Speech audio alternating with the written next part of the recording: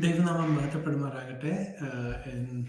ഈ നല്ല ദിവസത്തിനായി ഞാൻ ദൈവത്തെ സ്തുതിക്കുന്നു. നമുക്ക് ഒരുമിച്ച് ദൈവവചനം പഠിക്കാം. സെക്യൂർ ഇൻ ജീസസ് ക്രൈസ്റ്റ് എന്ന ചാനലിൽ നിങ്ങൾക്ക് എല്ലാവർക്കും സ്വാഗതം. എൻ്റെ പേര് സാം ഫിലിപ്പ്. അപ്പോൾ ഇന്ന് നമ്മൾ പഠിക്കാൻ പോകുന്ന ഒരു വിഷയം, how should we study the Bible. നമ്മൾ ദൈവവചനത്തെ എങ്ങനെ പഠിക്കണം എന്നുള്ള ഒരു വിഷയമാണ്. ഒരു ബേസിക് ഇൻട്രൊഡക്ഷൻ ആണ് ഇന്ന് നമ്മൾ ചെയ്യുന്നത്.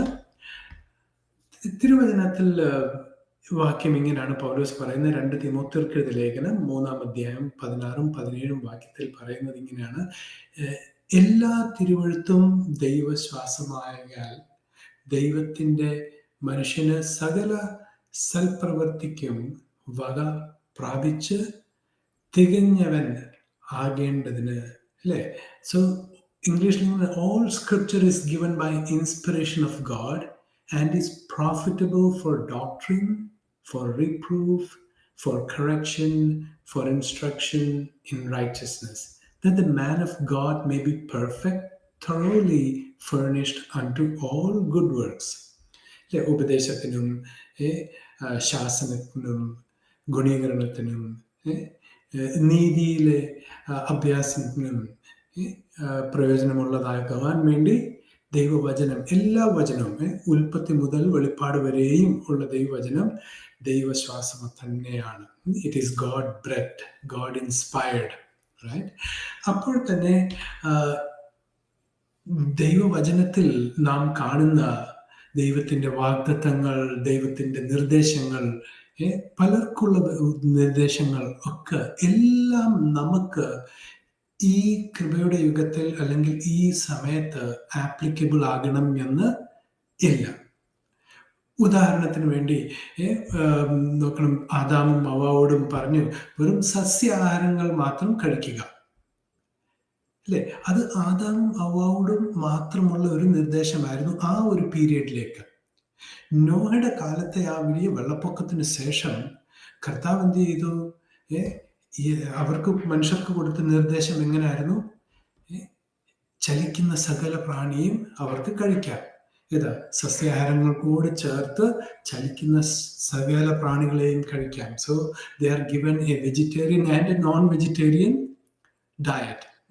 പിന്നീട് നമ്മൾ കാണും, മോശയിൽ കൂടി കർത്താവ് ലേവ്യ പുസ്തകത്തിൽ ഇസ്രായേൽ ജനതയ്ക്ക് പ്രത്യേകമായിട്ട് ന്യായപ്രമാണം കൊടുത്തിട്ട് കഴിക്കാൻ പറ്റുന്ന, കഴിക്കാൻ പറ്റാത്തതുമായ, ക്ലീൻ ആൻഡ് അൺക്ലീൻ, ശുദ്ധവും അശുദ്ധമായ അനേക മൃഗങ്ങളെയും അനേക മത്സ്യങ്ങളെയും ഒക്കെ ഒരു ലിസ്റ്റ് കൊടുക്കുകയാണ് കഴിക്കാൻ പറ്റുന്നത്. അതേസമയം ഇന്ന് നമ്മൾ ഒരു ഹോട്ടലിൽ ചെല്ലോ അല്ലെങ്കിൽ നമ്മളൊരു മാർക്കറ്റിൽ ചെന്ന് സാധനങ്ങൾ വാങ്ങിക്കുമ്പോൾ നമ്മൾ മോശയുടെ ന്യായപ്രമാണം നോക്കി അതിനകത്ത് ചെക്ക് ചെയ്തിട്ടാണ് നമ്മൾ വാങ്ങിക്കുന്നത്, അല്ല. അതേസമയം നമ്മൾ മുന്നോട്ട് വരുമ്പോൾ പൗലോസ് തിമോഥെയോസിന്റെ ലേഖനം എഴുതുമ്പോൾ പറയുന്നത്, എന്ത് നമ്മൾ പ്രാർത്ഥനയോടും നന്ദിയോടും സ്വീകരിച്ചാൽ എന്തും നമുക്ക് നല്ലതാണെന്നാണ് പൗലോസ് അപ്പോസ്തലൻ പറഞ്ഞത്. അപ്പോൾ പല ഇടങ്ങളിൽ ദൈവം വ്യത്യസ്തമായ രീതിയിൽ ഓരോരുത്തർക്ക്, ഓരോ സമൂഹത്തിന് ഓരോ നിർദ്ദേശങ്ങളും വാഗ്ദത്തങ്ങളും കൊടുക്കുന്നുണ്ട്. അതെല്ലാം നമുക്ക് അപ്ലിക്കബിൾ ആകണം എന്ന് നിർബന്ധമില്ല. അതുകൊണ്ട് നമ്മൾ ദൈവവചനം വായിക്കുമ്പോൾ നമ്മളത് വായിക്കുക, അത് പരിശോധിക്കുക, അതിൻ്റെ കോണ്ടെക്സ്റ്റ് നോക്കുക. ആര് ആരോട് സംസാരിക്കുന്നു, ഏത് കാലഘട്ടത്തിൽ അത് ദൈവം സംസാരിക്കുന്നു, ഇന്ന് നമുക്കതെങ്ങനെ ആപ്ലിക്കബിൾ ആണ്, ഇന്ന് നമുക്കതുകൊണ്ട് എങ്ങനെ നമ്മുടെ ജീവിതത്തിൽ അത് നമുക്ക് പ്രയോജനപ്പെടുത്താൻ കഴിയും എന്ന് ഇങ്ങനെ നമ്മൾ read, examine and apply. Right? ഇതാണ് ഒരു പ്രിൻസിപ്പിൾ. എപ്പോഴും അതിൻ്റെ കോണ്ടെക്സ്റ്റ് നമ്മൾ പഠിക്കണം. ആര് ആരോട് ഏത് സന്ദർഭത്തിൽ സംസാരിക്കുന്നു, റൈറ്റ്? നമുക്ക് ഈ വിഷയത്തെക്കുറിച്ച് അധികം നമുക്ക് ചിന്തിക്കാം. Rightly dividing the word of truth, ഇതൊരു കൽപ്പനയാണ്. 2 തിമോഥെർക്കെഴുതിയ ലേഖനത്തിൽ 2-ാം അധ്യായം 15-ാമത്തെ വാക്യത്തിൽ കിങ് ജെയിംസ് ബൈബിൾ അതിനകത്ത് ഇങ്ങനെയാണ് എഴുതിക്കുന്നത്, study to show thyself approved unto God, a workman that needeth not be ashamed, rightly dividing the word of truth. ഈ വാക്യം നമ്മൾ അഥവാ ബൈബിൾ ഹബ് എന്നുള്ളൊരു വെബ്സൈറ്റിൽ നമ്മൾ പോയി സെർച്ച് ചെയ്താൽ മറ്റനേക ഇംഗ്ലീഷ് ബൈബിൾ വേർഷൻസിൽ ഒരു വ്യത്യസ്തമായ രീതിയിലാണ് കൊടുത്തിരിക്കുന്നത്. ചിലർ പറയുന്നത് do your best, try your, put your best effort, ഇങ്ങനെയൊക്കെയാണ് പറയുന്നത്. അത് മലയാളം ബൈബിളിലും അതിൻ്റെ ആ ഒരു ട്രാൻസ്ലേഷൻ ശരിയായിട്ടല്ല വന്നിരിക്കുന്നത്. സത്യവചനത്തെ യഥാർത്ഥമായി പ്രസംഗിച്ചുകൊണ്ട് ലജ്ജിപ്പാൻ സംഗതിയില്ലാത്ത വേലക്കാരനായി ദൈവത്തിന് കൊള്ളാവുന്നവനായി നിൽപ്പാൻ ശ്രമിക്കുക. ട്രൈ യുവർ ബെസ്റ്റ്, അതുപോലത്തെ ഒരു വാക്യമാണ്. അത് ആ കിങ് ജെയിംസ് ബൈബിളിലുള്ള ആ ഒരു ആധികാരവും ആ ഒരു ക്ലിയർ കട്ട് അണ്ടർസ്റ്റാൻഡിങ് നമുക്ക് കിട്ടുകയില്ല. ദൈവജനത്തിൽ അനേക ഡിവിഷൻസ് ദൈവം തന്നെ വെച്ചിട്ടുണ്ട്. പൗലോസ് അപ്പോസ്തലൻ കൂടി പരിശുദ്ധാത്മാവ് നമ്മളോട് ഇടപെടുമ്പോൾ പൗലോസ് അപ്പോസ്തലൻ പറയുക, എല്ലാ വചനവും, അതായത് ഉൽപ്പത്തി മുതൽ വെളിപ്പാട് വരെയും എല്ലാം ദൈവശ്വാസമാണ്. It is all God inspired. പക്ഷെ ദൈവം അതിനകത്ത് അനേക ഡിവിഷൻസ് വെച്ചിട്ടുണ്ട്. അത് നമ്മൾ പഠിക്കണം. അതനുസരിച്ച് നമ്മൾ എന്ത് ചെയ്യണം? റൈറ്റ്ലി ഡിവൈഡ് ചെയ്ത് പഠിക്കണം. അപ്പോഴേ നമുക്ക് ദൈവവചനം നമുക്ക് ക്ലിയർ ആയിട്ട് നമുക്കെങ്ങനെ ആപ്ലിക്കബിൾ ആകുന്നു, നമ്മളെ എങ്ങനെ അത് അഡ്രസ് ചെയ്യുന്നു, അത് നമുക്ക് മനസ്സിലാകാൻ കഴിയും. നമുക്ക് ഇതിനെക്കുറിച്ച് പല കാര്യങ്ങൾ നമുക്ക് മുൻപോട്ട് പഠിക്കാം. റൈറ്റ് ഡിവിഷൻ എന്ന് പറഞ്ഞാൽ ബൈബിളിൽ നിന്ന് ചില ഭാഗങ്ങളെ വെട്ടിമുറിച്ച് മാറ്റുന്ന അല്ല, മറിച്ച് എല്ലാം ദൈവവചനമാണ്, ദൈവശ്വാസ്യമാണ്. റൈറ്റ്? ഇതിലൊന്നും മറ്റതിനെക്കാട്ടിൽ ശ്രേഷ്ഠമോ കുറഞ്ഞതോ ഒന്നും അല്ല. പക്ഷെ അതിനെല്ലാത്തിനെയും അതാത് രീതിയിൽ നമ്മൾ ഡിവൈഡ് ചെയ്ത് പഠിക്കുകയാണ്. നമ്മുടെ ഇന്നത്തെ ഈ ക്ലാസ്സിൽ നമ്മൾ പഠിക്കാൻ പോകുന്ന ഒരു ഇൻട്രൊഡക്ഷൻ, ഒരു നോട്ട്സ് പോലെ, ഉള്ളടക്കം പോലെ, ഇറ്റ്സ് എ കമാൻഡ്.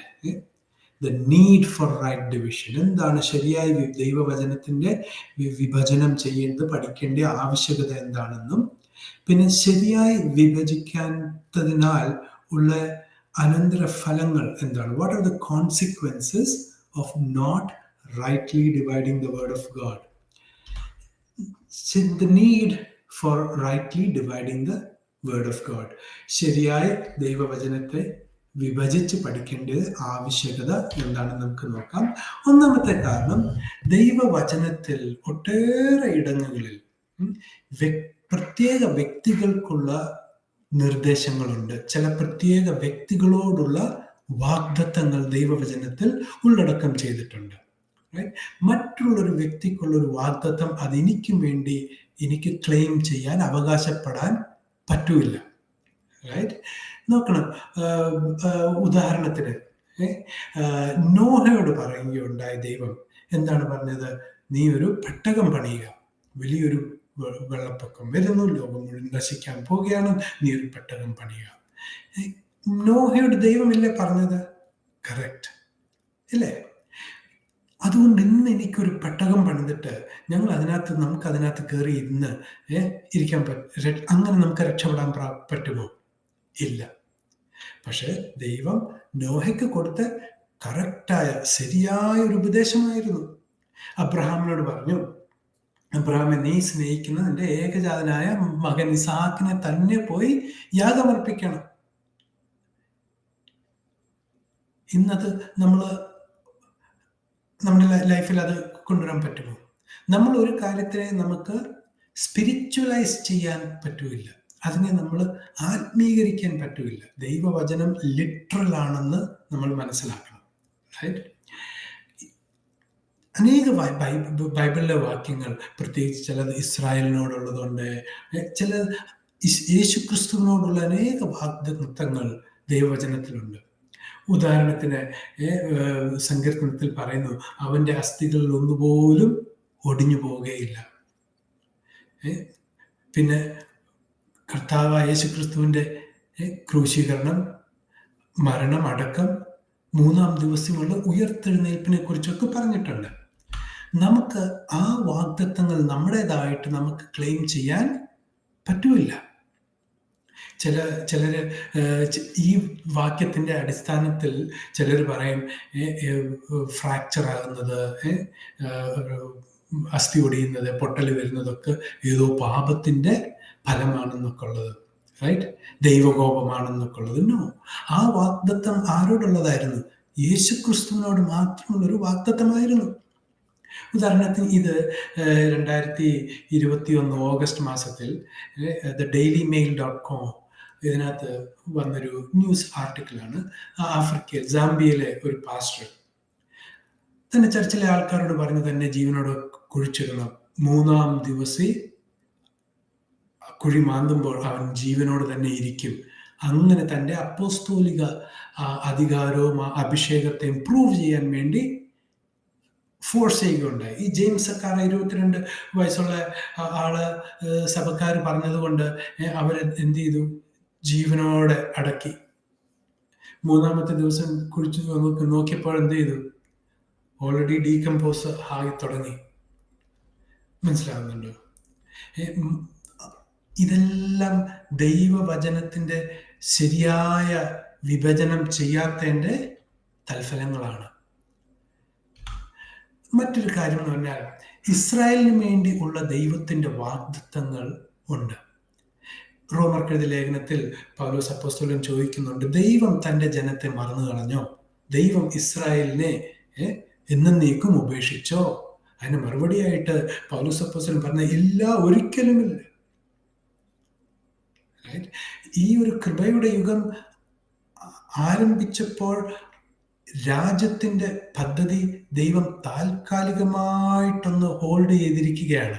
എന്നാൽ ഈ കൃപയുടെ യുഗത്തിൽ യഹൂദനെന്നോ ജാതികളെന്നോ എന്ന് വ്യത്യസ്തമില്ല.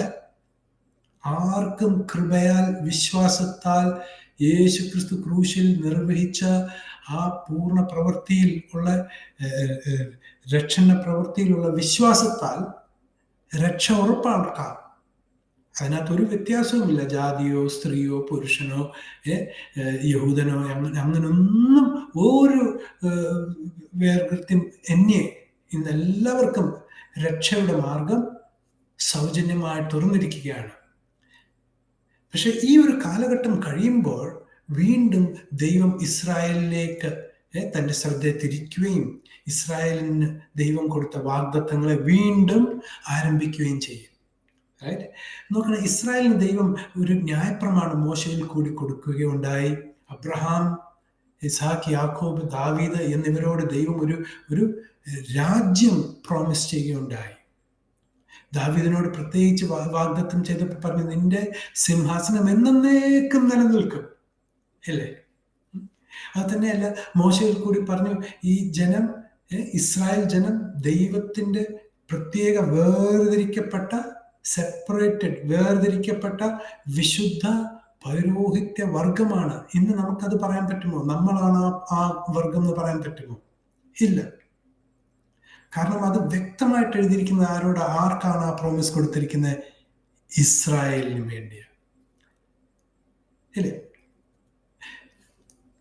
ദൈവം ഇസ്രായേലിനെ രക്ഷിക്കുവാൻ വേണ്ടി ഒലിവ് മലയിൽ തൻ്റെ 2-ാം വരവെങ്കിൽ വരുമ്പോൾ സക്കറിയ പ്രവചനം 13-ാം അധ്യായത്തിൽ പറയുന്നത് എന്താ? അന്നാളിൽ ഇസ്രായേലിന്റെ പാപമോചനത്തിനും ശുദ്ധീകരണത്തിനുമായി ഒരു ഫൗണ്ടൻ, ഒരു ഉറവ തുറക്കപ്പെടും ആ നാളിൽ. അപ്പോൾ ഇസ്രായേലിൻ്റെയും രാജ്യത്തിന്റെ പരിപാടിയിൽ ഉള്ള ആ സെയിൻസ്, ആ വിശുദ്ധന്മാരുടെ, അവരുടെ ഒക്കെ പാപങ്ങൾ എപ്പോഴാണ് മോചിക്കപ്പെടുന്നത്? അവരുടെ പാപത്തിന്റെ ശുദ്ധീകരണം എപ്പോഴാണ് നടക്കുന്നത്? കർത്താവിന്റെ 2-ാം വരവെങ്കിലാണ് നടക്കുന്നത്. ഇസ്രായേലിനോടാണ് ദൈവം പറഞ്ഞത് 1000 ആണ്ട് വാഴ്ച. അവർക്കൊരു മഹോപദ്ര കാലമുണ്ട്, അത് കഴിഞ്ഞ് 1000 ആണ്ട് വാഴ്ചയുടെ ഒരു പീരീഡ് ഉണ്ട്. അത് അബ്രഹാമിനോട് വാഗ്ദത്തം ചെയ്ത പോലെ ഇസ്രായേൽ കൂടി ഈ മറ്റ് ജാതികളും അനുഗ്രഹിക്കപ്പെടും. മഹോപദ്ര കാലത്ത് ഇസ്രായേൽ യഹൂദരെ സംരക്ഷിക്കുന്ന അന്യ ജാതികൾക്കും ഈ 1000 ആണ്ട് വാഴ്ചയിലേക്ക് പ്രവേശനമുണ്ട്. കർത്താവായ യേശു ക്രിസ്തു വലതു ഭാഗത്ത് നിൽക്കുന്ന ഗോട്ട് നേഷൻസ്, ചെമ്മരിയാടും കോലാടിൻ്റെയും ആ ഒരു ന്യായവിധിയിൽ തന്റെ വലതു ഭാഗത്ത് നിൽക്കുന്ന കൂട്ടർ, ഇത് രണ്ടുപേരും, ചെമ്മരിയാടും കോലാടും രണ്ടും അന്യജാതി രാഷ്ട്രങ്ങളാണ്. എന്നാൽ കർത്താവ് തന്റെ വലതു ഭാഗത്ത് നിൽക്കുന്നതോട് പറയുക, വരുവീൻ, നിങ്ങൾക്കായി ലോകാരംഭം മുതൽ ഒരുക്കപ്പെട്ട രാജ്യത്തിലേക്ക് നിങ്ങളും പ്രവേശിക്കുക. കണ്ടോ? അപ്പോൾ ഈ 1000 ആണ്ട് വാഴ്ച, ആ ഒരു കിങ്ഡം പീരീഡ് അന്യജാതികൾ കൂടിയായിരുന്നു. പക്ഷേ അവർക്ക് എങ്ങനെയാണ് ഈ പ്രവേശനം ലഭിച്ചത്? മഹോപദ്രവകാലത്തിൽ കൂടി കടന്നുപോയ യഹൂദന്മാരെ അവർ ദയ കാണിച്ചു. കർത്താവായ യേശു ക്രിസ്തു ശിഷ്യന്മാരോട് ഇങ്ങനെ പറയുന്നുണ്ട്, ഞാൻ നഗ്നനായിരുന്നു, നിങ്ങൾ എനിക്ക് വസ്ത്രം തന്നു, ഞാൻ ദാഹിച്ചു, നിങ്ങൾ എനിക്ക് വെള്ളം നൽകി, ഞാൻ വിശന്നിരുന്നു, നിങ്ങൾ എനിക്ക് ആഹാരം നൽകി. ഉടനെ അവർ ചോദിച്ചു, കർത്താവ്, ഞങ്ങൾ എന്നാ നിന്നെ നഗ്നനും വിശപ്പുള്ളവനുമായി ദാഹമുള്ളവനായി ഞങ്ങൾ കണ്ടേ? ഉടനെ കർത്താവ് എന്താണ് പറഞ്ഞത്? ഇവരിൽ ഒരാൾക്ക് നിങ്ങൾ ചെയ്തത് നിങ്ങൾ എനിക്ക് വേണ്ടി ചെയ്തിരിക്കുന്നു. ഇല്ലേ? ആ കാലഘട്ടത്തിൽ അതാണ് അതിൻ്റെ ആ പദ്ധതി. ജാതികൾ ആരെല്ലാം യഹൂദരെ സംരക്ഷിക്കുമോ അവർക്കെല്ലാവർക്കും ഒരു അനുഗ്രഹമുണ്ട്. അവരെല്ലാം അബ്രഹാമിന്റെ സന്തതികളെ ആരെല്ലാം തിരുവചനത്തിൽ അബ്രഹാമിന് കൊടുത്ത വാഗ്ദത്തത്തിന്റെ ഒരു ഭാഗമാണ്. അല്ലേ? അവരെ അനുഗ്രഹിക്കുന്നവരെ ദൈവം അനുഗ്രഹിക്കും, അവരെ ശപിക്കുന്നവരെ ദൈവം ശപിക്കും. അല്ലേ? അതുപോലെ തന്നെ ഒരു കൺഫ്യൂഷൻ ഉണ്ടാകുന്ന ഒരു കാര്യമായി 144,000 പേരുടെ കാര്യം ഈ വെളിപ്പാട് പുസ്തകത്തിൽ എഴുതിയിരിക്കുന്നത്. ഇന്ന് അനേക വിജാതികളുടെ സഭ അംഗങ്ങൾ പറയുന്ന അവരുടെ ചില വിശുദ്ധന്മാരും വിശുദ്ധരുമാണ് ആ കൂട്ടുന്നത്. പക്ഷെ തിരുവചനത്തിൽ വ്യക്തമായിട്ട് ഇസ്രായേലിന്റെ 12 ഗോത്രത്തിൽ നിന്നും ഉള്ളവരാണ് എന്ന് അവിടെ എഴുതിയിട്ടുണ്ട്. നമ്മൾ ഈ ഒരു കാര്യം ശരിയായിട്ട് റൈറ്റ്ലി ഡിവൈഡ് ചെയ്തില്ലെങ്കിൽ അതിൻ്റെ ഒരു കോൺസിക്വൻസ്, അതിൻ്റെ താത്പര്യം എന്ന് പറഞ്ഞാൽ ഒരു റീപ്ലേസ്മെന്റ് തിയോളജിക്ക് ിലേക്ക് നയിക്കപ്പെട്ടിട്ടുണ്ട്. അനേക റീപ്ലേസ്മെന്റ് തിയോളജി പഠിപ്പിക്കുന്നതെന്ന് പറഞ്ഞാൽ ഇസ്രായേൽ തൻ്റെ മശിഹായെ ഉപേക്ഷിച്ചു, അവരെ ക്രൂശിൽ ക്രൂശിച്ചു, അതോടുകൂടി ദൈവം അവരെ എന്നേക്കുമായി കൈവിടിഞ്ഞു. ഇനിയും ഇന്നത്തെ സഭ, ജാതികളുടെ സഭ, വിജാതികളുടെ സഭ എന്ത് ചെയ്തു? ഇസ്രായേലിനെ എന്നേക്കുമായി റീപ്ലേസ് ചെയ്തു. അന്ന് അബ്രഹാമിന് ദൈവം കൊടുത്ത എല്ലാ വാഗ്ദത്തം ബൈ ഡിഫോൾട്ട്, അത് തന്നെയല്ല ബാക്കിയുള്ള എല്ലാ ഇസ്രായേലിനുള്ള വാഗ്ദത്തങ്ങളെല്ലാം നമുക്കുള്ളതാണ് എന്നുള്ള ഒരു പഠിപ്പീര്. ഇതാണ് ദ റീപ്ലേസ്മെന്റ് തിയോളജി. നമ്മുടെ ഇന്ന് ഈ കൃപായുഗത്തിൽ ഉള്ള സഭ, അതായത് ക്രിസ്തുവിന്റെ ശരീരമാകുന്ന സഭ, ദൈവത്തിന്റെ ശരീരമാണ്, ക്രിസ്തുവിന്റെ ശരീരമാണ്. എന്നാൽ 1000 ആണ്ട് വാഴ്ചയിൽ കൂടി കടന്നു വരുന്ന സഭ,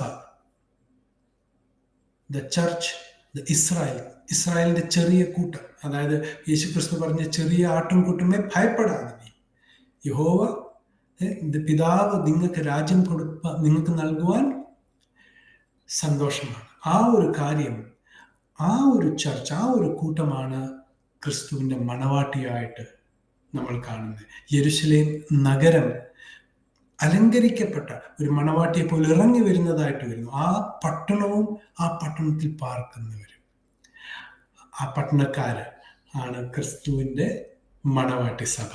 സഭ എന്നുള്ള പദം ബൈബിളിൽ ഒട്ടേറെ ഇടങ്ങളിലുണ്ട്. റൈറ്റ്? പഴയ നിയമത്തിൽ മരുഭൂമിയിലെ സഭയെക്കുറിച്ച് കാണുന്നുണ്ട്. റൈറ്റ്? മരുഭൂമിയിലെ സഭ മോശയോട് അവർ ജലസ്നാനത്താൽ മോശയോട് അവർ ചേരുകയാണ്. സാത്താൻ മോശയുടെ ശരീരത്തിന് വേണ്ടി വാക്കുവിവാദം ചെയ്തു എന്ന് പറയുമ്പോൾ വെറും മോശയുടെ ആ ഒരു ഡെഡ് ബോഡിക്ക് വേണ്ടിയല്ല. മോശയുടെ ശരീരം എന്ന് പറയുമ്പോൾ മോശയോടൊപ്പം ചെങ്കടലിൽ കൂടി മേഘത്തിൽ കൂടി സ്നാനമേറ്റ് മോശയോട് ചേർന്ന ആ ഒരു കൂട്ടം, അവർക്ക് വേണ്ടിയാണ് സാത്താൻ എന്ത് ചെയ്യുന്നത്? വാദം പ്രതിവാദം ചെയ്യുന്നത്. മീഖായേൽ ശാസിച്ചോ? ഇല്ല. മീഖായേൽ എന്ത് പറഞ്ഞു?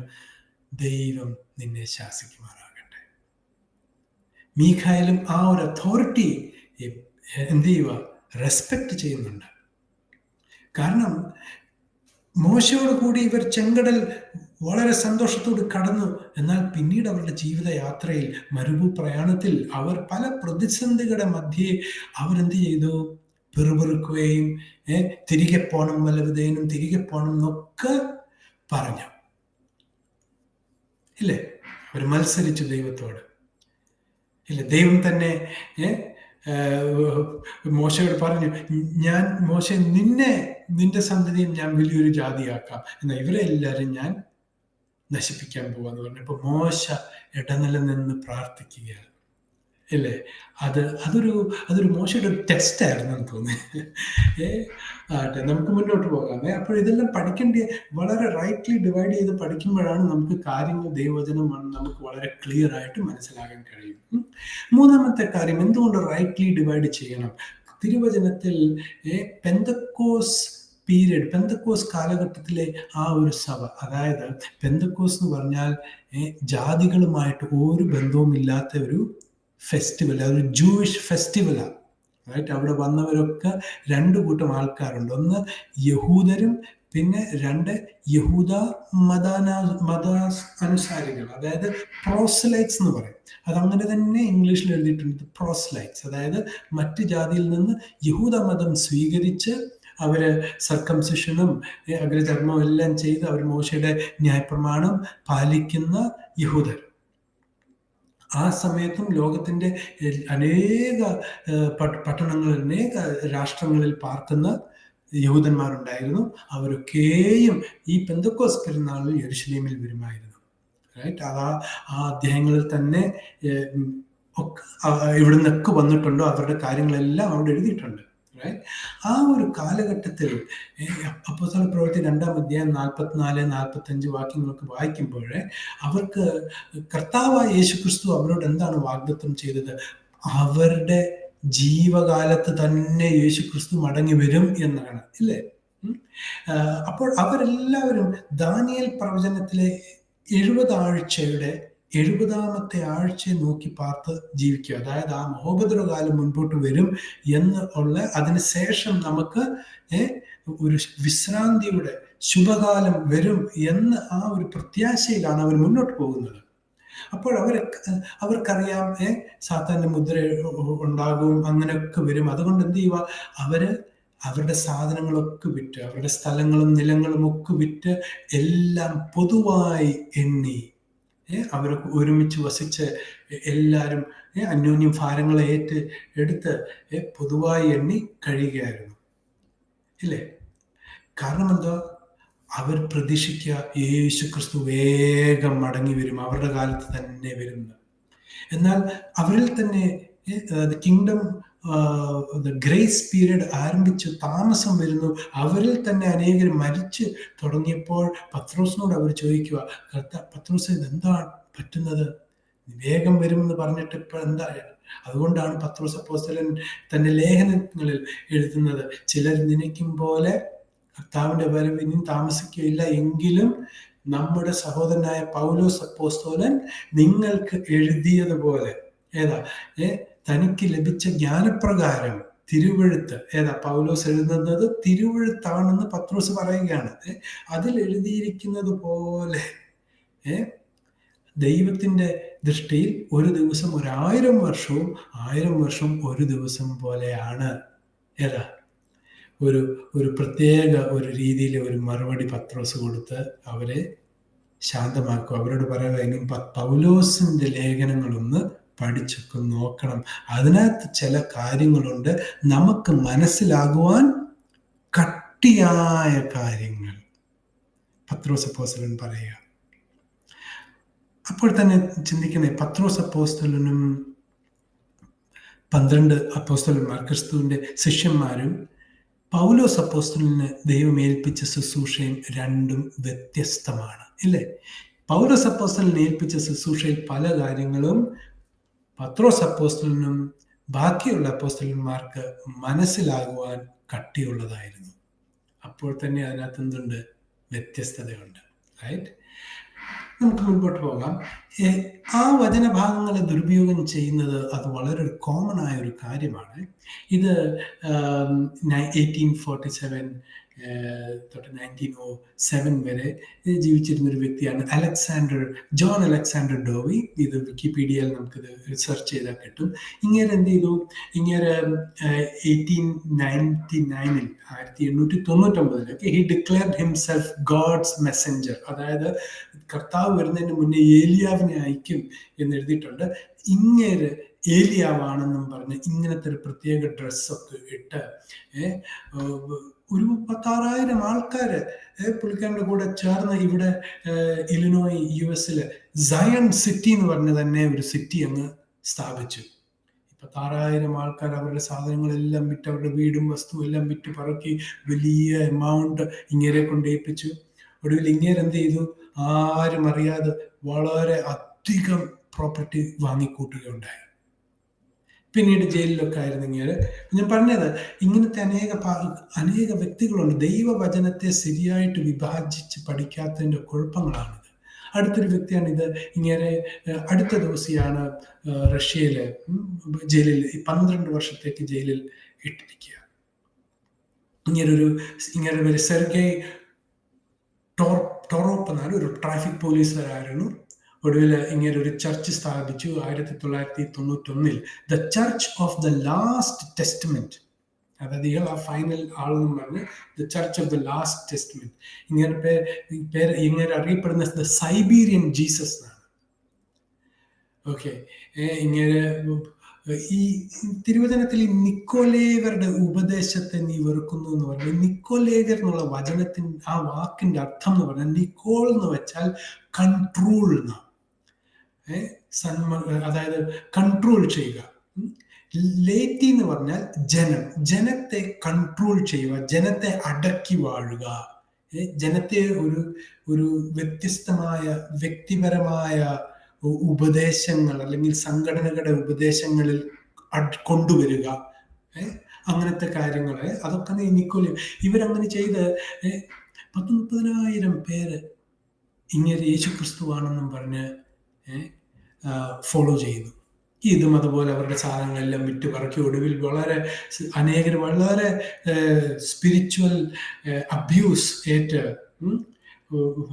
മോറൽ ഹാം ഒക്കെ അനേകർക്ക് പറ്റി സീരിയസ് ഹെൽത്ത് ക്രൈസിസ് ആയി കംപ്ലൈൻറ്റ് ചെയ്ത് ഇപ്പോൾ ഇങ്ങനെ 12 വർഷത്തേക്ക് ഈയിടെ ജയിലിൽ ശുശ്രൂഷിച്ചത്.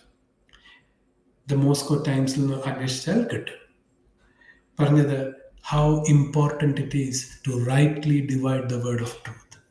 അതുപോലെ തന്നെ മഹോപദ്രവ കാലത്തിൽ കൂടി കടന്നു പോകുന്ന യഹൂദ ശേഷിപ്പ്, അവരോടുള്ള ദൈവത്തിൻ്റെ നിർദ്ദേശങ്ങളും വാഗ്ദത്തങ്ങളും ഒക്കെ ഉണ്ട്. കർത്താവായ യേശു ക്രിസ്തു തൻ്റെ ഈ പരസ്യ ശുശ്രൂഷ സമയത്ത് തൻ്റെ അരികിൽ വന്നവരെയൊക്കെ എന്ത് ചെയ്യുമായിരുന്നു? ഈ മഹോപദ്രവ കാലത്തിൽ കൂടി കടന്നു പോകുവാൻ വേണ്ടി ട്രെയിൻ ചെയ്യുമായിരുന്നു.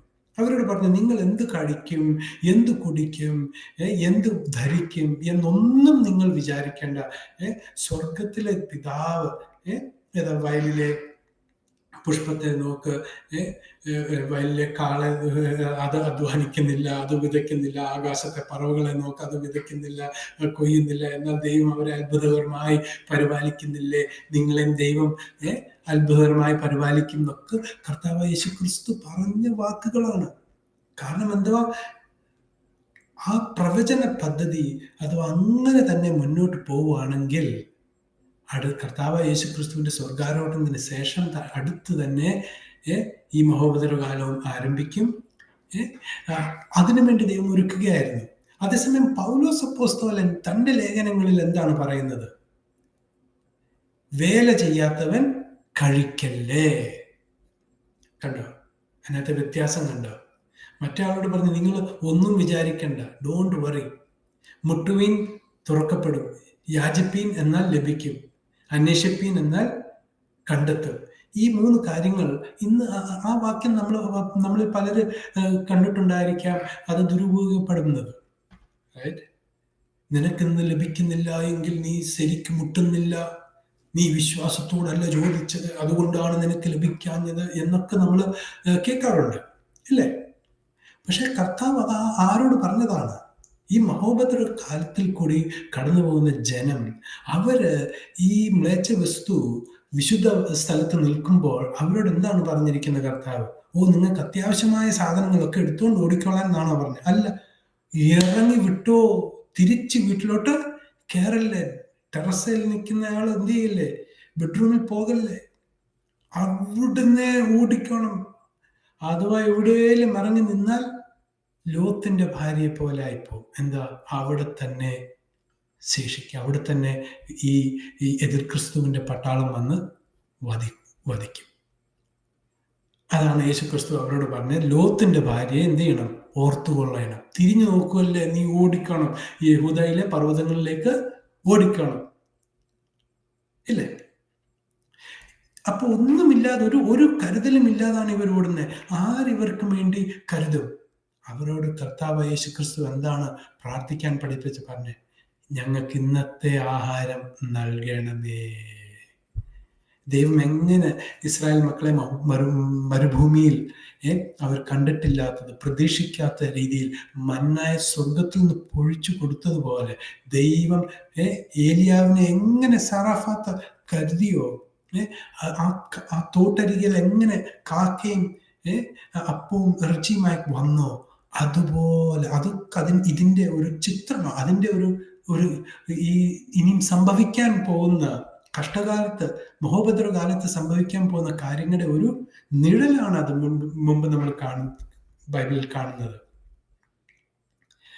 അതൊന്നും നമ്മുടെ ജീവിതത്തിൽ ഇന്ന് അത് അങ്ങനെ എൻ്റെ ജീവിതത്തിൽ നടക്കുമെന്ന് പറഞ്ഞ് നമുക്ക് മുമ്പോട്ട് പോകാൻ ഒക്കില്ല, ഇല്ലേ? പൗലോസ് അപ്പോസ്തലന്റെ ഉപദേശം എന്താ? വർക്ക്, സേവ്, സ്പെൻഡ് വൈസ്ലി, ഇല്ലേ? നമ്മൾ ജോലി ചെയ്ത്, നമ്മൾ ചെലവ് ഒക്കെ നമ്മൾ ബഡ്ജറ്റ് ചെയ്ത് നമ്മുടെ കാര്യങ്ങളൊക്കെ അങ്ങനെ പോകണമെന്നാണ്, അല്ലേ? വളരെ പരിജ്ഞാനത്തിൻ്റെയും സുബോധത്തിൻ്റെയും ആത്മാവാണ്, ഇല്ലേ, പൗലോസപ്പൻ പറഞ്ഞ് നമുക്ക് നൽകിയിരിക്കുന്നത്. അപ്പൊ എല്ലാ കാര്യവും ചന്തവും ഉചിതവുമായി പോകണം. പക്ഷെ ആ കർത്താവ് ഇസ്രായേൽ മക്കളോട് പറഞ്ഞ ആ കാര്യങ്ങൾ നോക്കണേ. മർക്കോസിന്റെ ലേഖനം 16-ാം അധ്യായം, സുവിശേഷം മർക്കോസിന്റെ സുവിശേഷം 16-ാം അധ്യായത്തിന്റെ 17 തൊട്ട് 18 വാക്യങ്ങൾ നമ്മൾ വിശ്വസിക്കുന്നവരാൽ ഈ അടയാളങ്ങളൊക്കെ കാണും. എൻ്റെ നാമത്തിൽ അവർ ഭൂതങ്ങളെ പുറത്താക്കും, പുതുഭാഷകൾ സംസാരിക്കും, സർപ്പങ്ങളെ പിടിച്ചെടുക്കും, മാരകമായതൊക്കെ കുടിച്ചാലും അവർക്കൊന്നും പറ്റൂല എന്നൊക്കെയുള്ള ആ ഒരു കാര്യങ്ങൾ. അത് ഏത് സമയത്തേക്കുള്ളതാണ്? അത് ഈ സമയത്തേക്കുള്ളതാണോ? അല്ല. അതേത് സമയത്തേക്കുള്ളതാണ്? മഹോപദ്രവകാലത്തിൽ കൂടി കടന്നു പോകുന്ന യഹൂദ ശേഷിപ്പ്, ആ ഒരു വിശ്വാസി കൂട്ടർക്ക് വേണ്ടിയുള്ളതാണ്. കാരണം നോക്കണേ, മഹോപദ്രവകാലത്ത് നമ്മൾ നോക്കുന്നു, കാടുകൾ 1/3 നശിച്ചു പോകും, അല്ലേ? 1/3 സമുദ്രവും വെള്ളവും ശുദ്ധജലവും എല്ലാം നശിച്ചു പോകും. അപ്പോൾ ഉള്ള എല്ലാ വെള്ളവും എങ്ങനെയായി? ചീഞ്ഞ രക്തം പോലായി. ഇവർക്ക് കടയിൽ പോയി സാധനം വാങ്ങാൻ പറ്റുമോ? ഇല്ല. അത് ചെയ്യണമെങ്കിൽ എന്ത് വേണം? സാത്താന്റെ മുദ്ര എടുക്കണം. മുദ്ര എടുത്താൽ എന്ത് പറ്റും? ഇവരുടെ രക്ഷ നഷ്ടപ്പെട്ടു പോകും, ഇല്ലേ? അതാണ് കർത്താവിന്റെ വചനം അവിടെ അവർ പറയുന്നത്. അതുകൊണ്ടാണ് അവരെ ഹെബ്രായർക്കെഴുതിയ ലേഖനം തൊട്ട് വെളിപ്പാട് വരെയുള്ള പുസ്തകങ്ങളിൽ അവരോടുള്ള പ്രബോധനമാണ്. ഏതാ? ഒരു നേരത്തെ ആഹാരത്തിന് വേണ്ടി തൻ്റെ ജന്മാവകാശത്തെ വിറ്റുകളഞ്ഞ ഏശാവിനെ പോലെ ആകരുതേ. അങ്ങനത്തെ കാര്യങ്ങളെല്ലാം ആ ഒരു കൂട്ടരോട് കൊടുത്ത നിർദ്ദേശങ്ങളാണ്. അത് ദുരുപയോഗം ചെയ്താൽ അമേരിക്കയിൽ ഒരു 125 തൊട്ട് 140 വരെ ചർച്ചുകളുണ്ട്. ഇത് പെന്തക്കോസ്റ്റൽ ചർച്ചുകളാണ്. പക്ഷേ ഇത് സ്നേക്ക് ഹാൻഡ്ലിംഗ് ചർച്ചസ് ആണ്. ഇവര് ഇവർ പറയുന്നത് ഇവരാണ് ഏറ്റവും, ബാക്കി പെന്തക്കോസുകാരെയും ഇവർ വളരെ കൊച്ചായിട്ടാണ് കാണുന്നത്. ഇവര് ഏതോ പ്രത്യേക, ഇവരാണ് അൾട്ടിമേറ്റ് ചർച്ച്. ആരാധനയൊക്കെ ഇങ്ങോട്ട് ഒരു ലെവലിലേക്ക് എത്തുമ്പോൾ ഇവർ പാമ്പൊക്കെ എടുത്ത് തേളുകളെയൊക്കെ എടുത്ത് അമ്മാനമാടുകയും ഈയിടെ ഈ ഒരു പാസ്റ്ററിനെ ഈ പാമ്പ് കുത്തി മരിക്കുകയുണ്ടായി. ഇത് ABC ന്യൂസിൽ വന്ന പാസ്റ്റർ ജെയ്മി കൂട്ട്സ്. ദൈവവചനത്തെ ശരിയായി വിഭാജിച്ചില്ലെങ്കിൽ ഉള്ള കുഴപ്പങ്ങൾ വളരെ സീരിയസ് ആണ്. അതുകൊണ്ടാണ് അതൊരു കൽപ്പനയായിട്ട് കൊടുത്തിരിക്കുന്നത്. അതൊരു ഒരു സജഷൻ അല്ല, ഇതൊരു കൽപ്പനയാണ്. അതുപോലെ തന്നെ യാക്കോബിന്റെ ലേഖനത്തിൽ 5-ാം അധ്യായം 14-ാം വാക്യത്തിൽ എഴുതിയിരിക്കുന്ന, നിങ്ങൾ ആരെങ്കിലും രോഗികളാണെങ്കിൽ എന്ത് ചെയ്യണം? നിങ്ങളുടെ കൂട്ടായ്മയിലെ മൂപ്പന്മാരെ വിളിച്ച് പ്രാർത്ഥിക്കട്ടെ, അവർ എണ്ണ പുരട്ടി പ്രാർത്ഥിക്കും. നീതിമാന്റെ പ്രാർത്ഥന എന്ത് ചെയ്യും? ഏറെ ഫലിക്കും. ആരാണ് നീതിമാൻ? ഈ വാക്യം ഇന്ന് അനേക ഇടങ്ങളിൽ ദുരുപയോഗപ്പെടുന്നുണ്ട്. അനേകർ മരുന്നെടുക്കാറില്ല. അങ്ങനെ മരുന്നെടുക്കാതെ ഈ സമയത്ത് ഈ കൃപയുടെ യുഗത്തിൽ അനേകർ മരിച്ചിട്ടുണ്ട്. മനസ്സിലായോ? കർത്താവിന് വേണ്ടി അധികം പ്രയോജനപ്പെടേണ്ടവരായിരുന്നു. മനസ്സിലാണല്ലോ? എന്നാൽ റൈറ്റ്ലി ഡിവൈഡ് ചെയ്യാതെ ഈ കാര്യം ആരോടാണ് പറഞ്ഞിരിക്കുന്നത്? മുമ്പത്തെ വാക്യങ്ങളെ പോലെ തന്നെ മഹോപദ്രവത്തിലൂടെ കടന്നു പോകുന്ന ആ ചെറിയ കൂട്ടം, അവർക്ക് മരുന്ന് വാങ്ങാൻ പറ്റില്ല, കുടിവെള്ളമില്ല, കാട്ടിലെല്ലാം തീയാകുന്നത് കൊണ്ടും എല്ലാം നശിച്ചത് കൊണ്ട് വന്യമൃഗങ്ങളുടെ ശല്യം വളരെ അസഹനീയമായിട്ടുണ്ട്. അവരോട് പറഞ്ഞതാ, നിങ്ങൾക്ക് വിഷമുള്ളത് എന്തെങ്കിലും കടിച്ചാലും കുടിച്ചാലും നിങ്ങൾ മരിക്കുകയില്ല എന്ന് അവരോട് പറഞ്ഞ വാഗ്ദത്തമാണ്. അവരോട് പറയുകയാണ് നീതിമാൻ. ആരാ നീതിമാൻ? ആ സമയത്ത് സാത്താന്റെ മുദ്ര ഏക്കാത്തവൻ. അവര് വന്ന് പ്രാർത്ഥിച്ചാൽ ദൈവം ആ പ്രാർത്ഥന കേട്ട് സൗഖ്യമാക്കുകയും ചെയ്യും. ആ രോഗം വല്ല പാപം നിമിത്തം വല്ല ആണെങ്കിൽ ദൈവം പാപവും ക്ഷമിക്കും. അതേസമയം നമ്മളോട് എന്താ പറഞ്ഞേ?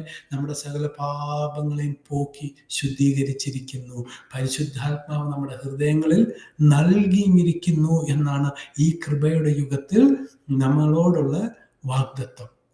പൗലോസ് അപ്പോസ്തലൻ പറയുന്നു, നമ്മുടെ രക്ഷയുടെ സുവിശേഷം നാം കേട്ട മാത്രമേ, നമ്മളതിൽ വിശ്വസിച്ച മാത്രമേ നമുക്ക് എന്ത് ചെയ്യുന്നു? പരിശുദ്ധാത്മാവിന്റെ മുദ്ര ലഭിക്കുകയാണ്. പരിശുദ്ധാത്മാവ് നമ്മുടെ ഹൃദയങ്ങളെ അച്ചാരമായി നൽകുകയും ചെയ്യുകയാണ്, അല്ലേ? വീണ്ടെടുപ്പ്, ശരീരത്തിന്റെ വീണ്ടെടുപ്പ് വരെ ആ പരിശുദ്ധാത്മാവിന്റെ മുദ്ര നമുക്കുണ്ട്, നമ്മുടെ മേലുണ്ട്. എത്ര സൗഭാഗ്യമാണ് പ്രിയമുള്ളവരെ. Price the Lord.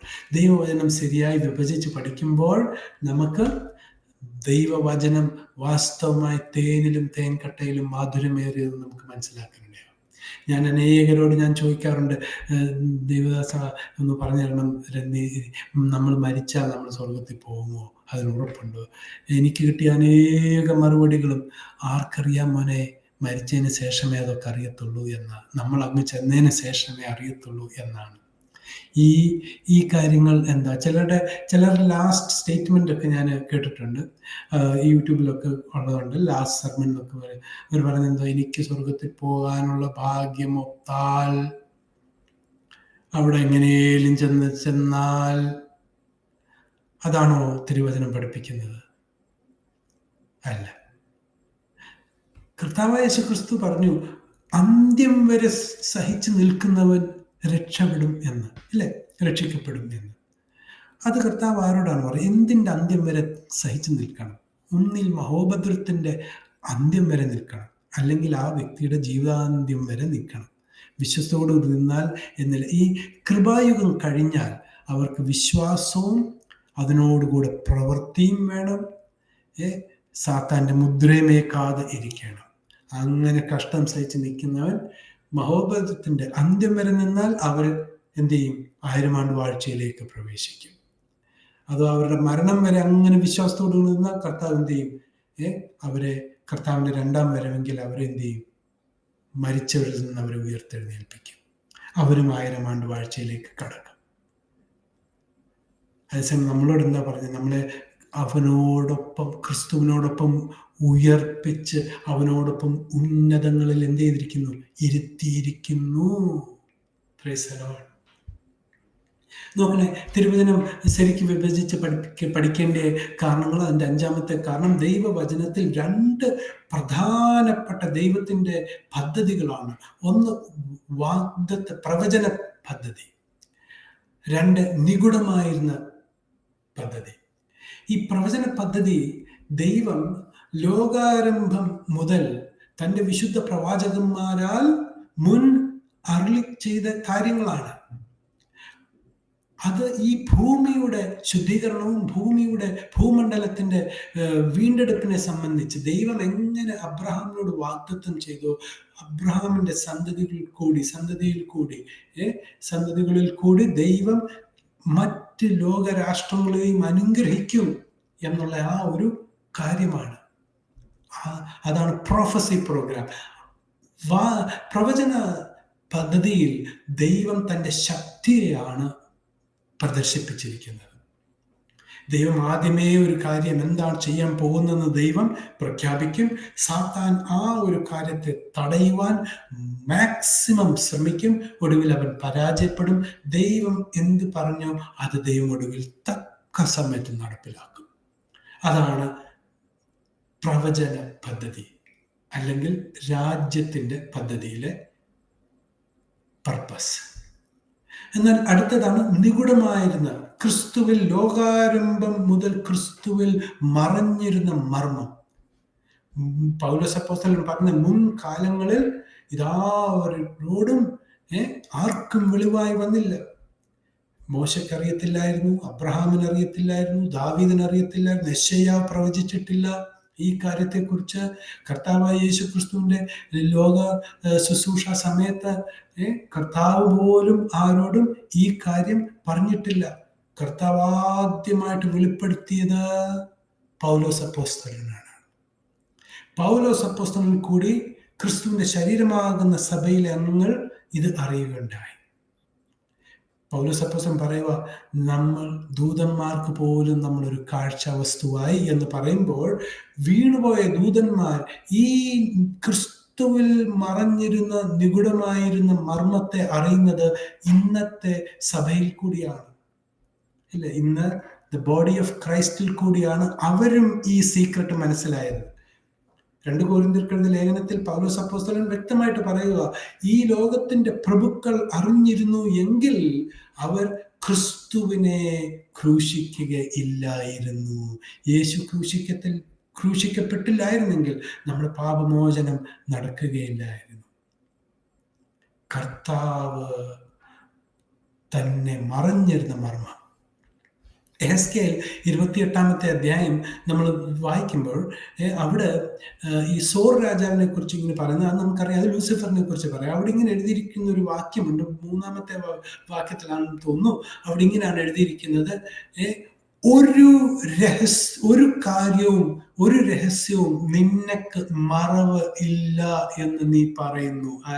ലൂസിഫർ പറയുന്നു, ഒരു രഹസ്യവും എന്നിൽ നിന്ന് മറഞ്ഞിരിക്കാൻ പറ്റുന്നില്ല. എന്നാൽ ദൈവം ഒരു രഹസ്യം അവനിൽ നിന്ന് മറച്ചു വെച്ചിട്ട് പൗലോസ് അപ്പോസ്തലന് വെളിപ്പെടുത്തി കൊടുത്തു. അതായി നിഗൂഢ പദ്ധതി എന്നതിന് പേര് വരുന്നത്. മനസ്സിലാകുന്നുണ്ട്? ഈ പദ്ധതിയിൽ കർത്താവ്, ഈ ഡിസ്പെൻസേഷൻ ഓഫ് ഫേസ്, ഈ കൃപായുഗത്തിൽ ദൈവം ഒരു കൂട്ടം ജനത്തെ ക്രിസ്തുവിന്റെ ശരീരത്തോട് ചേർത്ത് ആക്കുക. പരിശുദ്ധാത്മാവ്, അവരെ വിശ്വസിക്കുന്ന മാത്രമേ പരിശുദ്ധാത്മാവ് അവരെ ക്രിസ്തുവിന്റെ ശരീരത്തിലേക്ക് സ്നാനമേൽപ്പിക്കുക. 1 കൊരിന്ത്യർ 13-ാം അധ്യായം ആ ഒരു ഭാഗത്തിൽ നമുക്ക് കാണാൻ കഴിയുന്നതാണ്.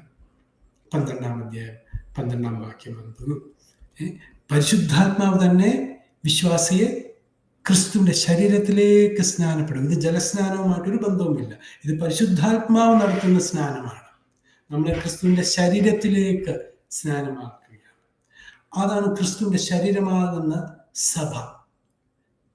നാം കർത്താവിൻ്റെ രഹസ്യവരവെങ്കിൽ നാം എടുക്കപ്പെടുകയും നാം സ്വർഗസ്ഥലങ്ങളിൽ എന്നേക്കുമായി കൈപ്പണിയല്ലാത്ത വാസസ്ഥലത്ത് നമ്മൾ എന്ത് ചെയ്യും? വസിക്കും എന്നേക്കുമായി.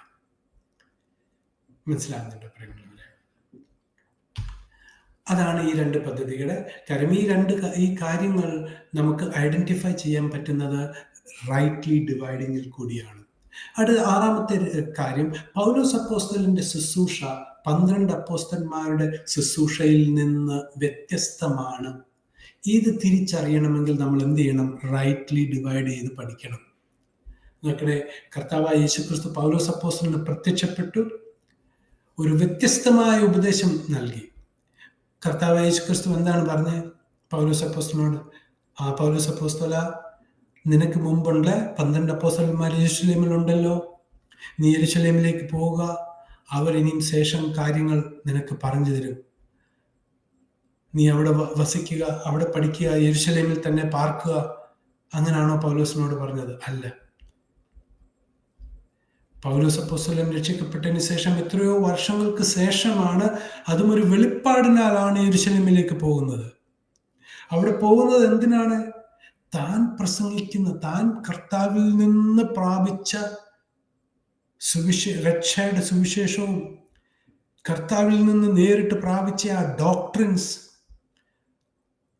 ആ സന്ദേശം അവരോട് പങ്കുവെക്കുവാൻ വേണ്ടിയാണ്. പൗലോസ് അപ്പോസ്തലൻ പറയുക, എനിക്ക് മുമ്പുള്ളവർ ഒന്നും എന്നോട് കൂട്ടിച്ചേർത്തിട്ടില്ല എന്ന് വ്യക്തമായിട്ട് പറയുമ്പോൾ പൗലോസ് അപ്പോസ്തലൻ പറയുന്നത്, അവരെന്നിൽ നിന്ന് അനേക കാര്യങ്ങൾ പഠിച്ചു, ഞാൻ അവരിൽ നിന്നൊന്നും പ്രാപിച്ചില്ല.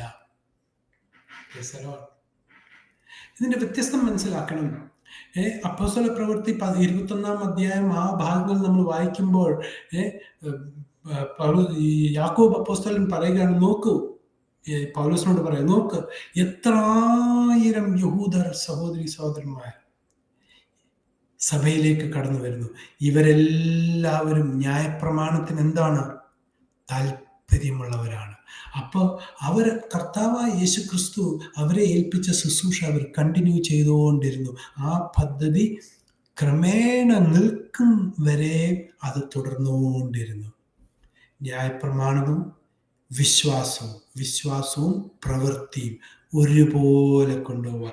അതാണ് യാക്കോബ് അപ്പോസ്തലൻ അവർക്ക് എഴുതുമ്പോൾ, അതായത് ചേറിപ്പാർക്കുന്ന യഹൂദർക്ക് എഴുതുമ്പോൾ പറയുകയാണ്, പ്രവൃത്തിയില്ലാത്ത വിശ്വാസം ചത്ത വിശ്വാസം. കാരണം ആ ഒരു കാലഘട്ടത്തിൽ, ആ ഒരു ഡിസ്പെൻസേഷനിൽ വിശ്വാസം മാത്രം കൊണ്ടൊരു വ്യക്തി രക്ഷിക്കപ്പെടുകയില്ല.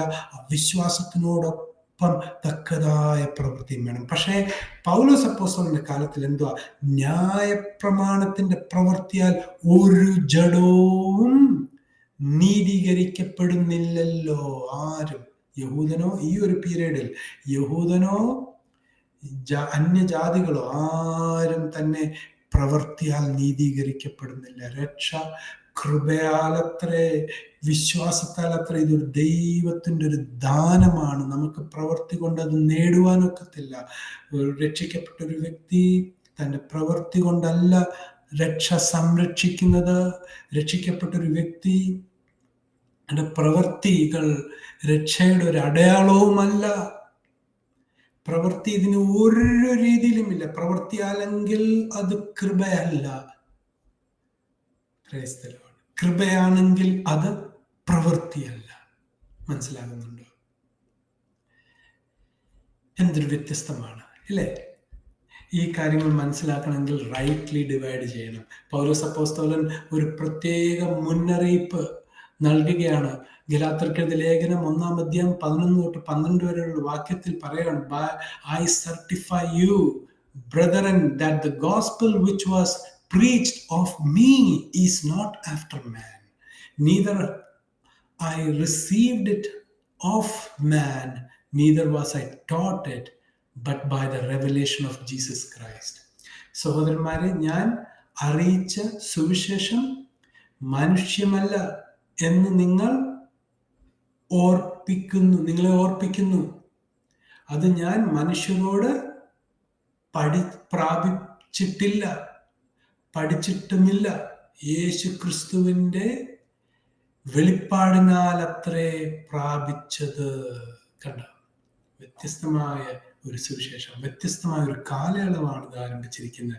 ഗലാത്യർക്കെഴുതിയ ലേഖനം 1-8 തൊട്ട് 9 ഒരു വാക്യത്തിൽ ദൈവം പൗലോസ് അപ്പോസ്തലൻ നമുക്കൊരു ഭയങ്കര മുന്നറിയിപ്പ്, ഒരു വാർണിംഗ് തരികയാണ്, പറയുകയാണ് ഞങ്ങളോ അതാ ഇതിനകത്ത് പൗലോസും അതിനകത്ത് ഉൾക്കൊള്ളുകയാണ്. കൃപയുടെ യുഗത്തിലെ അപ്പോസ്തലന്മാർ, കൂടെയുള്ളവർ, തിമോത്തിയോസോ തീത്തോസോ ആരെങ്കിലും, അതൊരു ദൂതനോ, സ്വർഗത്തിലൊരു ദൂതനോ മറ്റൊരു സുവിശേഷം നിങ്ങളോട് പ്രസംഗിച്ചാൽ ആ വ്യക്തി ശപിക്കപ്പെടുമാറാകട്ടെ അല്ലേ? നിങ്ങൾ കേട്ടത്, നിങ്ങൾ പ്രാപിച്ച, ഞങ്ങളിൽ നിന്ന് കേട്ട് നിങ്ങൾ പ്രാപിച്ച ആ സുവിശേഷത്തിന് വിപരീതമായ മറ്റൊരു സുവിശേഷം ആരെങ്കിലും പ്രസംഗിക്കുന്നെങ്കിൽ let him be accursed, anathema, അതായത് നരകത്തോളം ശപിക്കപ്പെടട്ടെ എന്നാണ്. വ്യത്യസ്തമായ ഒരു കാര്യം. ഇപ്പൊ പത്രോസ് അപ്പോസ്തലൻ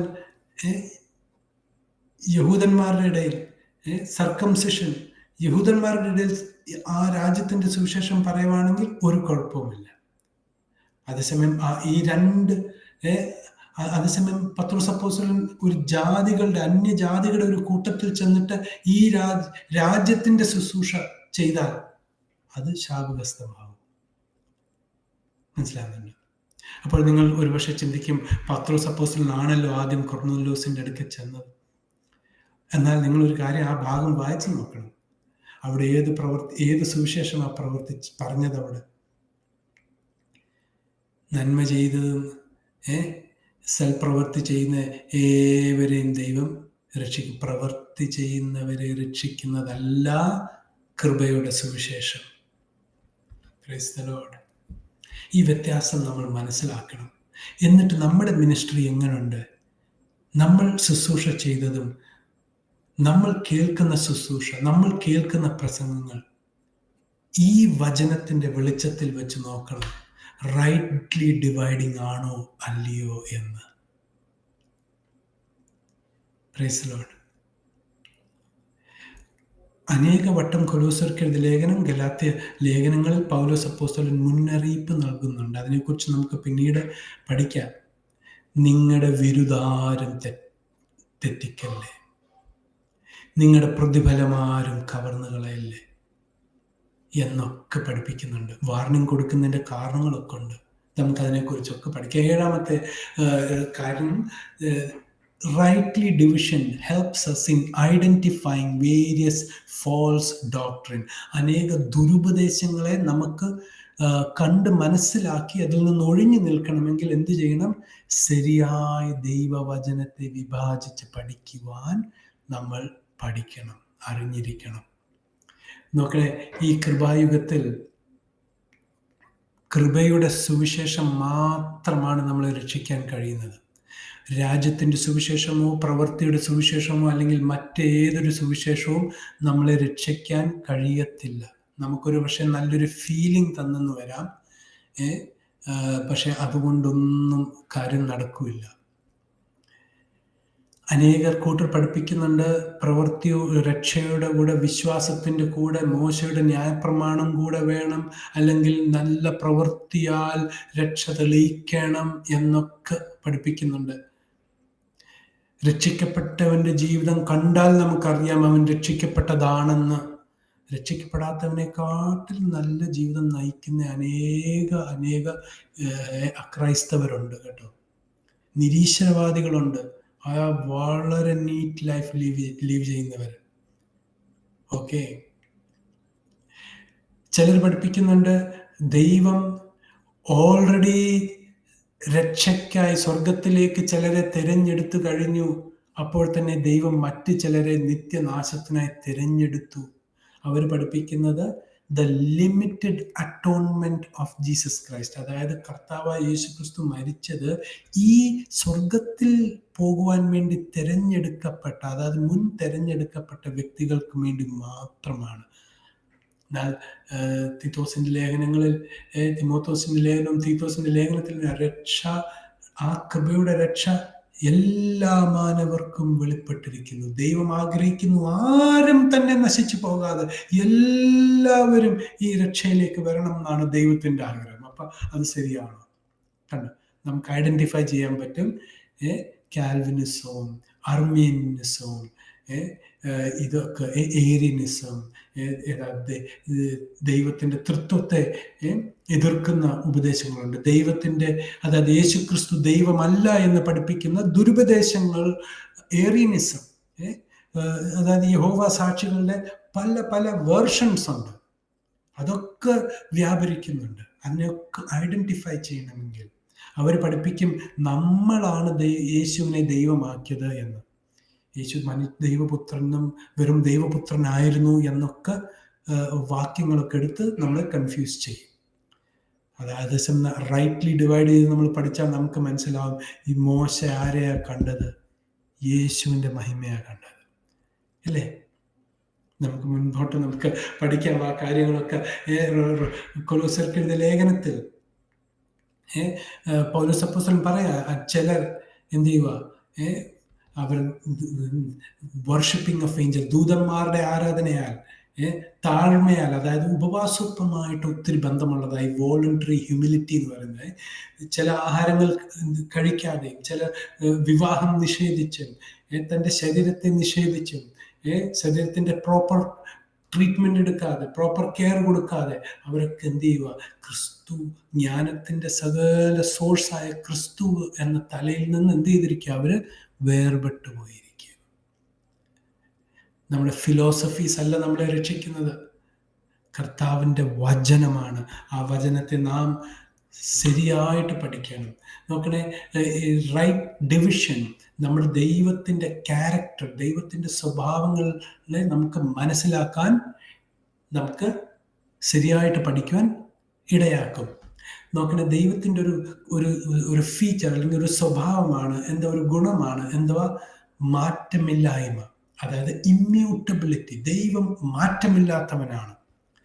പക്ഷെ നമ്മൾ തിരുവചനം നോക്കുമ്പോൾ അനേക ഇടങ്ങളിൽ ദൈവം തൻ്റെ ആലോചനയും തൻ്റെ കൽപ്പനകളും തൻ്റെ കാര്യങ്ങളൊക്കെ മാറ്റം വരുത്തുന്നുണ്ട്. ഉദാഹരണത്തിന് മുമ്പ് നമ്മൾ പറഞ്ഞതുപോലെ തന്നെ ആദാമും ഹവ്വയ്ക്കും എന്താ വെജിറ്റേറിയൻ ഡയറ്റാണ് കൊടുത്തത്. വെള്ളപ്പൊക്കത്തിന് ശേഷം നോൺ വെജിറ്റേറിയനും ആഡ് ചെയ്തു. ഇസ്രായേലിനോട് പറഞ്ഞു, ഇനി ഒരു ശുദ്ധവും അശുദ്ധമായ കാര്യങ്ങൾ അത് അശുദ്ധത്തിൽ നിന്ന് വേർപെട്ടിരിക്കണം എന്ന് പറയുന്നു. എന്നാൽ പൗലോസ് അപ്പോസ്തലൻ പറയുന്നു, എന്ത് കഴിച്ചാലും സ്തോത്രത്തോടുകൂടി എന്ത് കഴിച്ചാലും എന്ത് കുടിച്ചാലും കുഴപ്പമില്ലെന്ന് പറയുന്നു. ന്യായപ്രമാണ കാലഘട്ടത്തിൽ നീതീകരണം വിശ്വാസത്താൽ മാത്രമല്ല, അതിൻ്റെ മോശയുടെ ന്യായപ്രമാണവും പാലിക്കണം. കിങ്ഡം പ്രോഗ്രാമിൽ മസിഹായിലുള്ള വിശ്വാസവും അന്ത്യം വരെയും അവരെന്ത് ചെയ്യണം, നിലനിൽക്കണം. എന്നാൽ കൃപയുടെ യുഗത്തിൽ എന്താണ്? നീതീകരണം വിശ്വാസത്താൽ മാത്രം, പ്രവൃത്തി കൂടാതെ. എന്നാൽ മഹോപദ്രവ കാലത്ത് എന്താണ്? രക്ഷിക്കപ്പെടണമെങ്കിൽ എന്ത് ചെയ്യണം? ആന്റൈ ക്രൈസ്റ്റ് ആരാണെന്ന് ഐഡന്റിഫൈ ചെയ്തിട്ട് അവൻ്റെ മുദ്ര ഏക്കാതെ ഇരിക്കണം, അല്ലേ?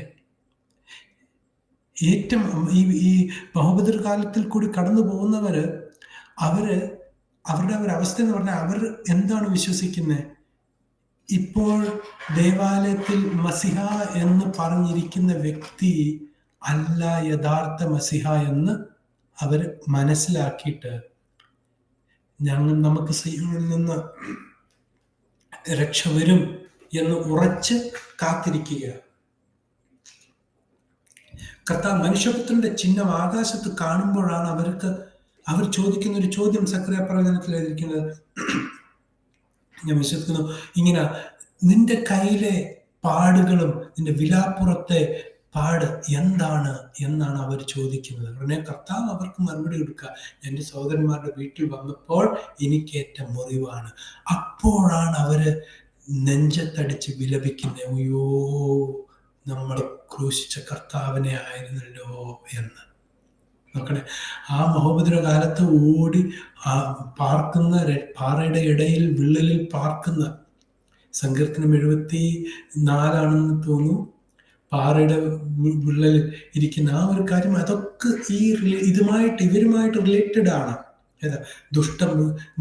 തൻ്റെ കുറുമ്പ്രാവിനെ ദുഷ്ടമൃഗങ്ങൾക്ക് ഏൽപ്പിച്ചു കൊടുക്കുമോ എന്ന് ചോദിക്കുന്ന ആസാഫ് സങ്കീർത്തനത്തിൽ ചോദിക്കുന്ന കാര്യം. ആരാണ് തൻ്റെ കുറുമ്പ്രാവ്? ആരാണ്?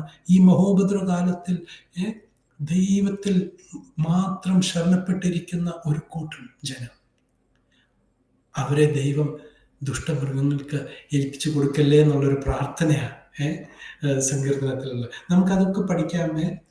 അപ്പം ഞാൻ പറഞ്ഞ അനേക ഇടങ്ങളിൽ പല മാറ്റങ്ങൾ വരുന്നുണ്ട്. പക്ഷേ ശരിയായിട്ട് വിഭാജിച്ച് പഠിച്ചില്ലെങ്കിൽ ആൾക്കാർ പറയും, എന്തുവാ, നിങ്ങളുടെ ദൈവം മാറ്റം വന്നില്ലേ, എത്ര പ്രാവശ്യം എത്ര മാറ്റം വരുന്നുണ്ട്. പക്ഷെ ദൈവത്തിനല്ല മാറ്റം വന്നത്. ദൈവം എങ്ങനെ മനുഷ്യരോട് ഇടപെടുന്നോ ആ വ്യവസ്ഥക്കാണ് മാറ്റം ദൈവം വരുത്തിയത്. അതിനാണ് പറഞ്ഞത് ഡിസ്പെൻസേഷൻ. ഡിസ്പെൻസർ നമുക്കറിയാമല്ലോ, ഒരു വാട്ടർ ഡിസ്പെൻസർ നമ്മുടെ വീട്ടിലുണ്ടെങ്കിൽ അതിനകത്ത് നമ്മൾ ജ്യൂസ് നിറച്ചാൽ അതെന്താണ് ഡിസ്പെൻസ് ചെയ്യുന്നത്? അതായത് ഹിന്ദിയിൽ വിതരൺ എന്നാണ് പറയുന്നത്. വിതരൺ, ഡിസ്ട്രിബ്യൂഷൻ അല്ലേ, ഡിസ്പെൻസേഷൻ. അത് ജ്യൂസ്, അതിനകത്തുള്ളത് ആ ജ്യൂസ് ഡിസ്പെൻസ് ചെയ്യും. അതിനകത്ത് നമ്മൾ കാപ്പി നിറച്ചാൽ എന്ത് ചെയ്യും? അത് കാപ്പി ഡിസ്പെൻസ് ചെയ്യും. അതാണ് ഈ ഡിസ്പെൻസേഷൻ ആണ് മാറ്റം വന്നത്. ദൈവത്തിനല്ല. ദൈവത്തിന് ഒരു നാളും മാറ്റം വന്നിട്ടില്ല, വരുത്തുന്നില്ല. അപ്പോൾ ഈ പലരും പറയും ഡിസ്പെൻസേഷൻ എന്നൊക്കെ പറഞ്ഞാൽ ഈ 1800 ചില്ലുവാനും 1900 ചില്ലുവാനത്തിൽ ജെയിൻ ഡാർബി സ്റ്റാർട്ട് ചെയ്തതാണ്. 5 വട്ടം ആ വാക്യം പുതിയ നിയമത്തിൽ തന്നെ ഉണ്ട്.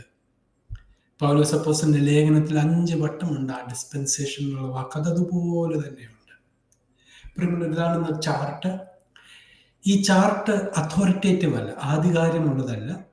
ഇത് നമ്മളെ ദൈവവചനം ശരിയായിട്ട് വിഭജിച്ച് പഠിക്കുവാൻ നമ്മളെ സഹായിക്കുന്ന ഒരു ചാർട്ടാണ്, ഒരു ഉപകരണമാണ്. ഓക്കെ, ഇതൊരു ഡിവൈൻലി ഇൻസ്പയർഡ്, ഈ ചാർട്ട് ദൈവശ്വാസമല്ല. ഇത് നമ്മൾ ഡിസൈൻ ചെയ്തതാണ്. പല രീതിയിൽ ഡിസൈൻ ചെയ്തിട്ടുണ്ട്. ഇത് നമ്മളെ ശരിയായ ദൈവവചനം പഠിക്കുവാൻ ഇടയാക്കുന്ന ഒരു കാര്യമാണ്. എഫെസ്യർക്കെഴുതിയ ലേഖനം 2:11-12 എഴുതിയിരിക്കുന്നു, മുൻകാലങ്ങളിൽ ജാതികളോട് പറയുകയാണ് പൗലോസ്, നിങ്ങൾ ഇസ്രായേലിനോടോ വാഗ്ദത്തത്തോടോ ഒരു ബന്ധവുമില്ലാത്തവർ, ഭൂമിയിൽ ദൈവമില്ലാതെ പ്രത്യാശയില്ലാതെ ഈ ലോകത്തിലായിരുന്നു. എന്നാൽ ഇപ്പോഴോ, എഫെസ്യർക്കെഴുതിയ ലേഖനം 2:13 എന്നാൽ ഇപ്പോഴോ യേശുക്രിസ്തുവിന്റെ രക്തത്താൽ നിങ്ങൾ ദൂരസ്ഥരായിരുന്നവർ ഇന്ന് സമീപസ്ഥരാക്കി. അതാണ് ഈ ഇപ്പോൾ.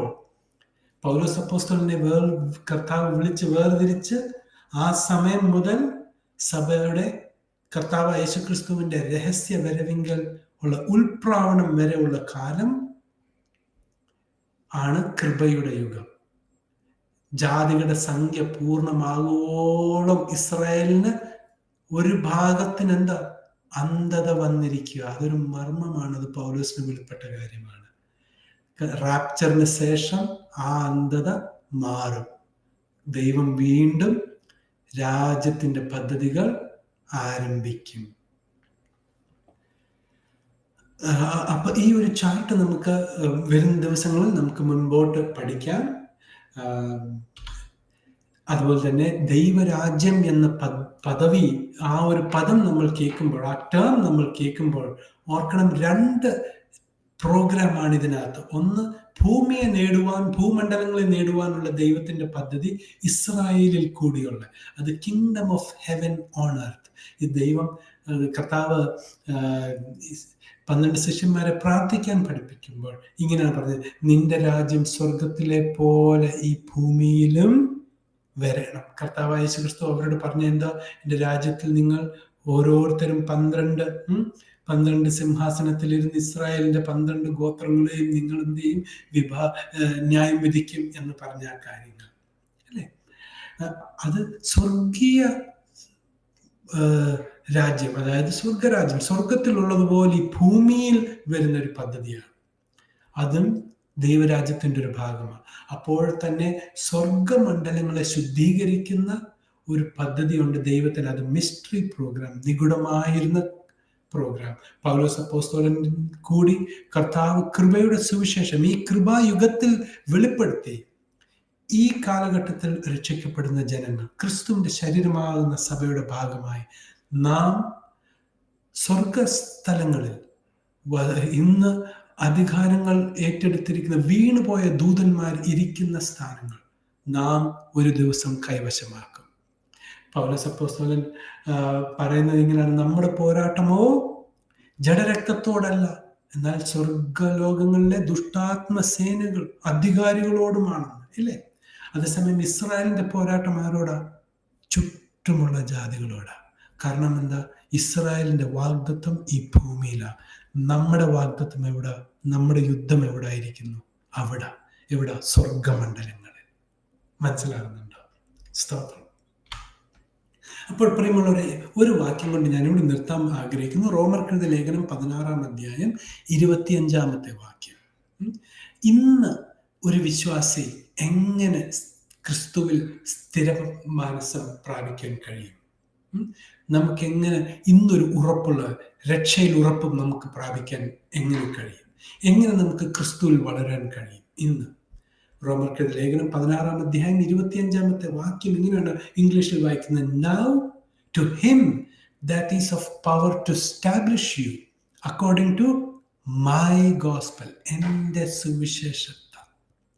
ആദ്യത്തെ കാര്യം, പൗലോസിന് ലഭിച്ച ആ സുവിശേഷം. പിന്നെന്തോ? And the preaching of Jesus Christ according to the revelation of the mystery. മർമ്മത്തിന്റെ വെളിപ്പാടനുസരിച്ച് ക്രിസ്തുവിനെ പ്രസംഗിക്കണം. ഏതാ? രാജ്യത്തിന്റെ സുവിശേഷമോ പ്രവചന പദ്ധതിയിലെ അനുസരിച്ചല്ല പ്രസംഗിക്കേണ്ട യേശുവിനെ. എങ്ങനെ? യേശുവിനെ എന്ത് ചെയ്യണം?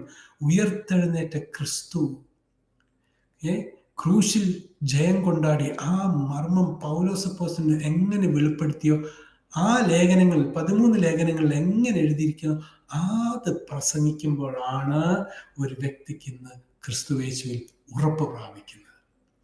അതിനെക്കുറിച്ച്, ആ മർമ്മത്തെക്കുറിച്ച് പറഞ്ഞിരിക്കുന്നത് which was kept secret since the world began. ലോകാരംഭം മുതൽ മറഞ്ഞിരുന്ന ആ മർമ്മത്തിന്റെ പ്രസംഗത്താലാണ്. അപ്പോൾ ഒന്ന്, പൗലോസിന്റെ സുവിശേഷം; 2, ക്രിസ്തുവിനെ വെളിപ്പെട്ട മർമ്മപ്രകാരം പ്രസംഗിക്കുക. ഏത് മർമ്മം? ലോകാരംഭം മുതൽ ക്രിസ്തുവിൽ മറഞ്ഞിരുന്ന മർമ്മം കർത്താവ് പൗലോസ് അപ്പോസ്തലന് വെളിപ്പെടുത്തി കൊടുത്ത അഗോചരമായ കാര്യം. എന്തുകൊണ്ടാണ് കർത്താവ് അങ്ങനെ പറഞ്ഞത്? പൗലോസ് അപ്പോസ്തലൻ പറഞ്ഞത്, ഞാൻ പ്രസംഗിക്കുന്ന ക്രിസ്തുവിന്റെ അഗോചരമായ മർമ്മം കാര്യങ്ങൾ, ധനം എന്ന് പറഞ്ഞത്. കർത്താവായ യേശു ക്രിസ്തു ഒരിക്കൽ ശിഷ്യന്മാരോടും മത നേതാക്കന്മാരോട് പറഞ്ഞു, നിങ്ങൾ പുസ്തകച്ചുരുൾ പരിശോധിച്ചു നോക്കൂ, അത് എന്നെക്കുറിച്ച് പറഞ്ഞിരിക്കുന്നു. പ്രവാചകന്മാരും ന്യായപ്രമാണവും സങ്കീർത്തനങ്ങളും ഒക്കെ പരിശോധിച്ച് നോക്കുക, അതെല്ലാം എന്നെക്കുറിച്ചാണ് പറഞ്ഞിരിക്കുന്നതെന്നാണ് കർത്താവായ യേശു ക്രിസ്തു അവരോട് പറഞ്ഞത്. എന്നാൽ പൗലോസ് അപ്പോസ്തലൻ പറഞ്ഞു, ഞാൻ പ്രസംഗിക്കുന്ന കാര്യം ക്രിസ്തുവിന്റെ അഗോചരമായ ധനത്തെക്കുറിച്ചാണ്. അതായത് അത് ഈ പഴയ നിയമത്തിൽ അന്വേഷിച്ചാൽ ആ കാര്യങ്ങൾ കണ്ടെത്തത്തില്ല. You will not find, you cannot search those things and find it in the Old Testament. They are unsearchable riches of Jesus Christ. ദൈവം നിങ്ങളെല്ലാവരെയും അനുഗ്രഹിക്കുമാറാകട്ടെ. സമയമെടുത്ത് നിങ്ങളിത് പോസ് ചെയ്ത് ശ്രദ്ധിക്കുക, കേൾക്കുക. നമുക്ക് ക്രമമായിട്ട് ദൈവവചനം പഠിച്ച് നമുക്ക് മുൻപോട്ട് പോകാം. ദൈവം എല്ലാവരെയും ധാരാളം അനുഗ്രഹിക്കട്ടെ. ചോദ്യങ്ങൾ secure@gmail.com secure@gmail.com.